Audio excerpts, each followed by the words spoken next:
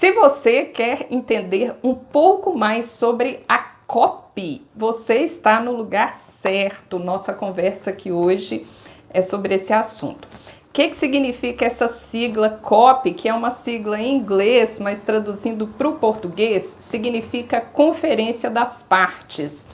E é uma reunião, um encontro mundial, internacional, que é feito para debater as questões climáticas do globo, as mudanças climáticas. Então, o que é o objetivo principal desse encontro?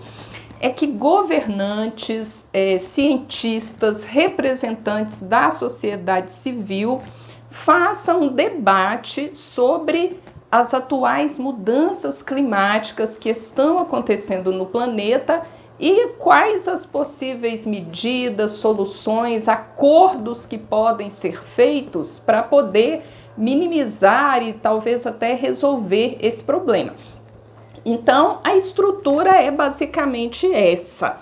Agora, quem que coordena a COP? É uma parte da Organização das Nações Unidas, é uma sigla enorme, eu vou até colocar aqui para você, mas é um braço, vamos dizer assim, né, da ONU, que é responsável pelo estudo dessas mudanças climáticas, que vai coordenar esses encontros. Bom, e quando que aconteceu a primeira COP? Como é que foi criado isso aí?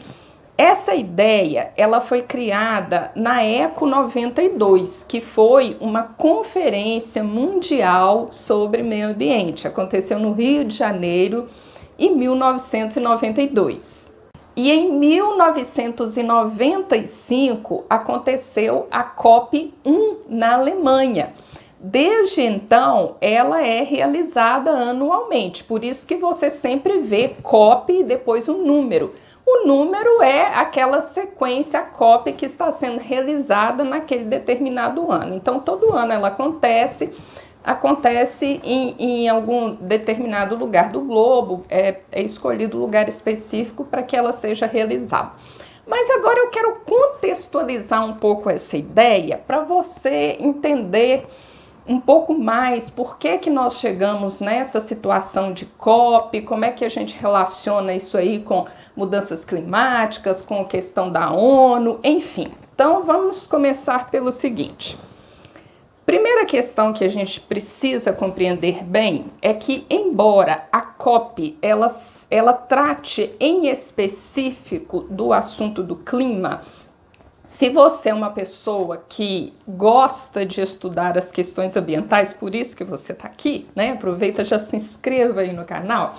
Se você gosta de estudar essas questões, é fundamental que você tenha clareza que nós vivemos num ecossistema. Então, muitas vezes a gente separa algumas questões para poder ficar mais didático, mais fácil da gente compreender, da gente estudar. Então, nós estudamos as mudanças climáticas, nós estudamos a questão da escassez de água, do desmatamento, de espécies em extinção, mas é tudo uma cadeia, tudo um ecossistema. Todas as alterações, uma afeta a outra. E, inclusive, nesse sentido, a comunidade científica ela tem alertado para que a gente não use mais o termo aquecimento global. Esse termo acaba confundindo a cabeça das pessoas e principalmente de quem é muito leigo, não entende nada do assunto. Na verdade, existe sim um aumento de temperatura que é muito pequeno se a gente for pensar em termos de sensação térmica. É um pouco mais de 1 grau. Porém, esse pequeno aumento, que inclusive tende a aumentar mais, né, se a gente não minimizar ou até eliminar a emissão dos gases do aquecimento global, então tende a aumentar, mas enfim, essa pequena alteração da temperatura, ela causa mudanças catastróficas em cadeia. Então, para que fique mais explícita a realidade disso para você, começa a perceber os eventos climáticos extremos que você tem observado, às vezes perto de você, às vezes tendo notícia. Um calor excessivo, uma seca excessiva, muitas queimadas, frio excessivo enfim, tudo isso é em decorrência dessa grande alteração de todo o meio ambiente. E por que que isso começou a acontecer? Quando que isso começou a acontecer? Nós, seres humanos, nós alteramos o meio, nós alteramos a natureza. Mas essa alteração, ela se torna muito mais drástica e avassaladora a partir do final do século XVIII, com a criação da indústria, com a invenção do motor, com a queima de combustíveis fósseis e com o aumento da população e o aumento do consumismo. É esse o pacote aí que é a causa de todas essas mudanças climáticas e tudo isso aí que a gente vê.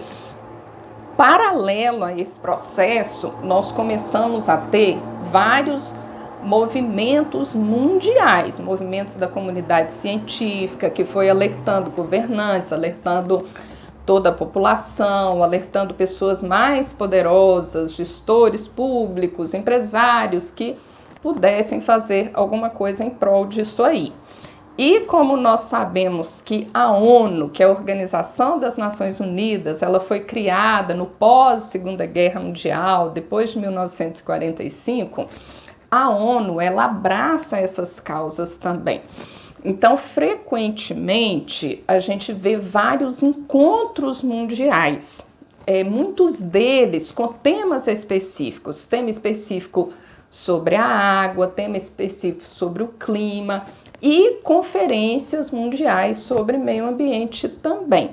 Agora, a COP em específico, ela é para tratar das mudanças climáticas e ela acontece anualmente. E tem resultado? Traz resultados positivos práticos? Sim, traz. Várias questões aí no mundo, no Brasil, elas foram criadas a partir dessa conferência. A gente tem o hábito de visualizar mais as coisas negativas, as coisas erradas, e infelizmente elas são muitas mesmo.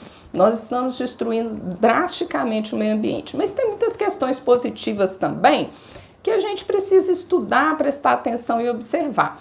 A própria legislação ambiental brasileira, toda a estrutura ambiental que existe no Brasil a partir da Constituição de 1988, que foi a primeira que tem um capítulo aí específico sobre as questões ambientais e uma série de legislação, de secretarias de meio ambiente, que tudo isso são conquistas dessas conferências organizadas aí pela ONU sobre o meio ambiente.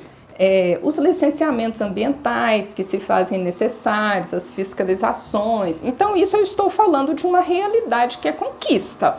É claro que ainda tem muito, mas muito mesmo que se fazer, muito que melhorar fiscalizações, né? Aprimorar toda a estrutura governamental para que acompanhe essas questões, punir pessoas que praticam crimes ambientais. Mas o fundamental é isso que você está fazendo aqui agora. Você está aqui assistindo um vídeo para se informar mais, porque eu sempre falo aqui que o conhecimento ele é a base. E a partir do conhecimento a gente tem que partir para a conscientização e para a prática e pôr a mão na massa. Então, numa ponta o conhecimento, na outra ponta a prática, a ação, o hábito. É isso aí. Muito obrigada por prestigiar aqui o canal e continua aqui comigo. Um abraço, até a próxima.